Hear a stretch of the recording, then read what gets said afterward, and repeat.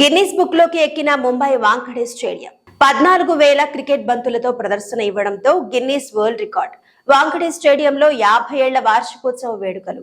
మాజీ ప్లేయర్స్ స్మారకంగా ఈ కార్యక్రమాన్ని నిర్వహించామన్న ఎంసీఏ ప్రెసిడెంట్ అంజుక్య నాయక్. ముంబైలోని అతిపెద్ద వాంఖడే స్టేడియం 50 ఏళ్లు పూర్తి చేసుకున్న సందర్భంగా క్రికెట్ అసోసియేషన్ ఆధ్వర్యంలో ఘనంగా సంబరాలు జరుగుతున్నాయి. ఈ క్రమంలో గురువారం జనవరి 23 అతిపెద్ద క్రికెట్ బాల్ సెంటెన్స్ తో గిన్నిస్ రికార్డు సొంతం చేసుకుంది. స్టేడియంలో 14,505 బంతులతో 50 ఇయర్స్ ఆఫ్ వాంఖడే స్టేడియం అని రాశారు. ఇందుకోసం ఎరుపు, తెలుపు బంతులను ఉపయోగించారు. ఈ స్టేడియంలో 1975లో వెస్టిండీస్ తో తొలి అంతర్జాతీయ టెస్ట్ మ్యాచ్ జరిగింది.